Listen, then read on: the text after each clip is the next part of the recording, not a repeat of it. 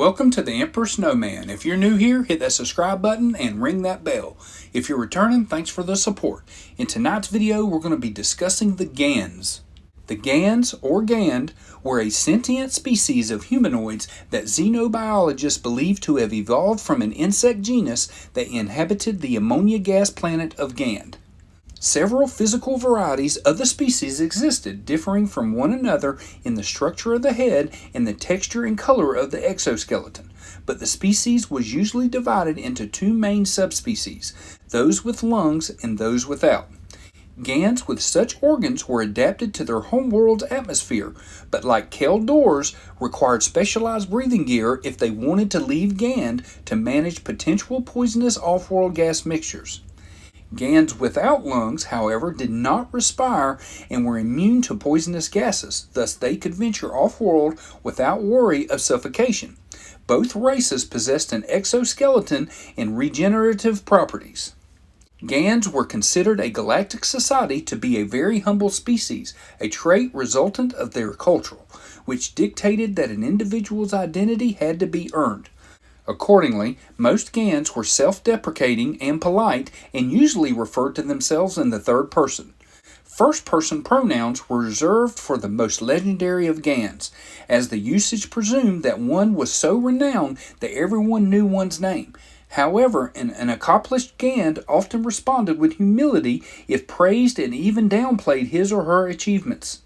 Within Gand culture was one of the species' most notable professions, the Findsmen, shamanistic bounty hunters. These Gands tracked their quarry by divining omens sent to them via rituals based around the religious worship of the thick ammonia mist that covered their homeworld. Although their methods were sometimes viewed as arcane, the accuracy of the Findsmen was considered unsettling to the casual observer.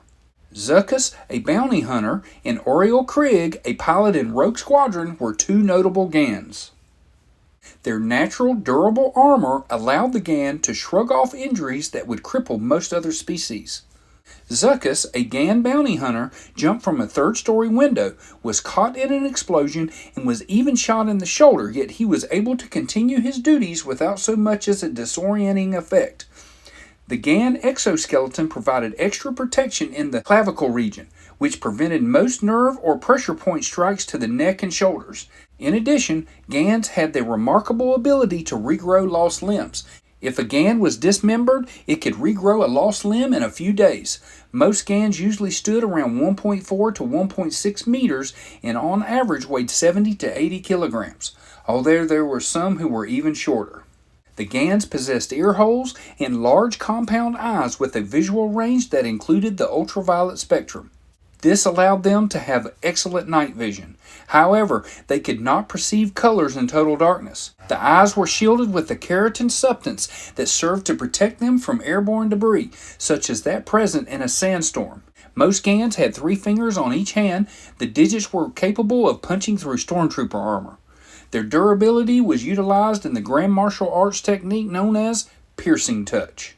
The Gand species had 2 sexes, male and female. Despite the species' refusal to be studied, xenobiologists managed to document several of their physical variations, which included differences in exoskeleton color from brown to green and purple. Even the shape of the head differed among individuals, some were rounded, while others, like Vabesh, a Clone Wars generation Gand Padawan, possessed elongated craniums.